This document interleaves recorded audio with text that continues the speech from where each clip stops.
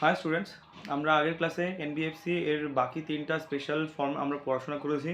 তার সঙ্গে সঙ্গে আমরা এনবিএফসিতে কখন লিকুইডিটি ক্রাইসিস হয়, মানে কি যে টাকার ক্রাইসিস হয়, তখন সেটাকে কি করে ম্যানেজ করা যেতে পারে সেই সম্বন্ধে আমরা পড়াশোনা করেছি। আজকের ক্লাসটাতে থাকছে যে এনবিএফসির যে সম্বন্ধে গভর্নমেন্টের বেশ কিছু অ্যাক্ট ছিল, সেগুলোকে কী অ্যামেন্ডমেন্ট করা হয়েছে এবং সঙ্গে কী পলিসি অবলম্বন করা হয়েছে যাতে কি না এনবিএফসিকে রেগুলেট করা এবং তার কি রিস্ক ম্যানেজমেন্ট বা গভর্নেন্সটা খুব সহজ হয়ে যায়। তো এইসব নিয়ে কি বেশ কিছু পলিসি নেওয়া হয়েছে গভর্নমেন্ট থেকে, সেটাই আমরা আজকে পড়বো। ওকে, এটার পর এই হিসেবে আমরা প্রথমে বলি, 1 নম্বর পয়েন্ট হচ্ছে যে 1934 সালের যে আরবিআই অ্যাক্ট ছিল, সেই আরবিআই অ্যাক্টকে অ্যামেন্ড করা হয় এবং এর ফলে কি যাতে কিনা গভর্নেন্সটা খুব সহজ হয়।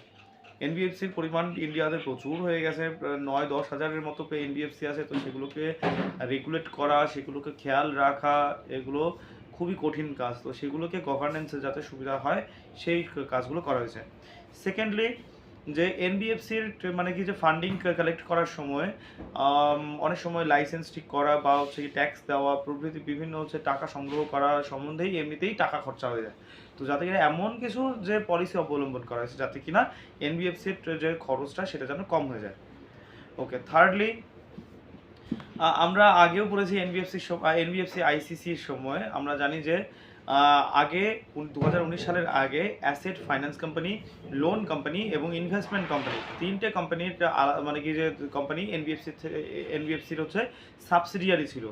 তো সেগুলোকে যাতে চালাতে সুবিধা হয়, আলাদা আলাদাভাবে ঝামেলা না করতে হয়, তার জন্য তিনটাকে এক জায়গাতে নিয়ে আসা হয় এবং সেটাকে যে এনবিএফসি ইনভেস্টমেন্ট অ্যান্ড ক্রেডিট কোম্পানির নাম দেওয়া হয়।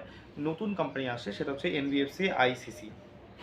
ওকে, ফোর্থলি, এনবিএফসিতে আমি মানে এনবিএফসি সম্বন্ধে পড়ানোর সময় আমি বেশ কিছু রিস্কের কথা বলেছি, কি করে এনবিএফসি ভীষণ প্রবলেম হয়, লিকুইডিটি ক্রাইসিস চলে আসে আচমকা, কি করে স্ক্যাম হয়, এমপ্লয়িরা কি করে স্ক্যাম করছে, বা কি যে কি বলে কাস্টমাররাও কখনো কখনো স্ক্যাম করতে পারে। তো সেগুলোকে রিস্ক ম্যানেজমেন্ট করার জন্য, সেগুলো তো রিস্কি, তো সেটাকে ম্যানেজ করার জন্য একজন অফিসার নিযুক্ত হন, ইন্ডিপেন্ডেন্ট চিফ রিস্ক অফিসার থাকেন, যিনি কিনা সবসময় এনবিএফসিতে বড় বড় এনবিএফসিকে ভালো করে মনিটর করার চেষ্টা করে যাতে কিনা সেখানে কোনো যে স্ক্যাম না হয়ে যায়।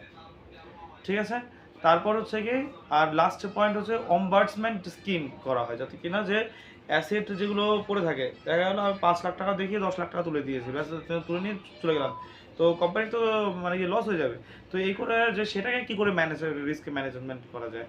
তো সেটা তো 5 লাখ টাকার জায়গায় তো কোম্পানির কাছে 10 লাখ চলে যায়, সেটাকে তো যতই ম্যানেজ করুক সেটাকে তো আর ফিরে আনা যাবে না। তো যাতে কিনা মানে মিনিমাম যাতে কিনা ক্ষতি হয়, সেটা তো খুব বেশি ইনকাম মানে ক্ষতি যাতে না হয় সেই দিকে খেয়াল রাখা হয় এবং এই নিয়ে অম্বার্সম্যান বেশ কিছু সরকারি স্কিম আছে। ঠিক আছে, এই গেল এই যে এনবিএফসি সম্বন্ধে বেশ কিছু যে রিসেন্ট পলিসি নেওয়া হয়েছে, তো সেগুলোকে কি করে অ্যামেন্ড করা হয়, হ্যাঁ, এবং এনবিএফসি সংক্রান্ত যেসব প্রবলেম হয় সেগুলোকে মানে ম্যানেজ করা যায়। ওকে, এই নিয়ে কি আমাদের কিন্তু এনবিএফসি শেষ হয়ে গেল। এবার আমরা আসবো একটা টার্ম রয়ে গেছে, সেটা হচ্ছে শ্যাডো ব্যাংকিং। কি শ্যাডো ব্যাংকিং কি, যেগুলো কিনা মানে শিডিউলড কমার্শিয়াল ব্যাংকের বাইরে এরা বাইরে থাকে যারা কিনা অনেকটা ব্যাংকের মতোই কিন্তু কাজ করে যায়। বোঝা গেল কি বললাম আমি, যে অনেকটা মানে শিডিউলড কমার্শিয়াল ব্যাংকের মতোই আছে, কিন্তু যে মানে এগুলো ট্র্যাডিশনাল কমার্শিয়াল ব্যাংকিংয়ের মতো নয়, এগুলো একটু আলাদা সেপারেটভাবে থাকে, কিন্তু এগুলো ইলেগালও নয়। তো কখনো কখনো দেখা যায় যে এগুলো এনবিএফসি আসলে, তো এগুলোকে মানে আরবিআই ডিরেক্টলি কিন্তু মনিটর করে না। তো এগুলোকে বলা হয় শ্যাডো ব্যাংকিং। কোনগুলো আছে, যেমন কি বেশ কিছু রিটেইল এনবিএফসি আছে, হাউজিং ফাইন্যান্স কোম্পানি আছে। ঠিক আছে, কিন্তু প্রবলেমটা কি, এটা অ্যাসেটগুলোতে থাকে সেগুলো কিন্তু বেশ কিছু রিস্ক হয়ে যায়, খুবই রিস্কি, কারণ কি সেগুলোতে লিকুইডিটি খুব কম থাকে। বোঝা গেল যে লিকুইডিটি বেশি মানে খুব কম বলতে কি, যে সহজে আমার টাকা দরকার পড়লে তো আমি ইমিডিয়েটলি টাকা পাচ্ছি না, এর জন্য কখনো কখনো এমন হয় ব্যাংক রানও কিন্তু দেখতে পাওয়া যায়।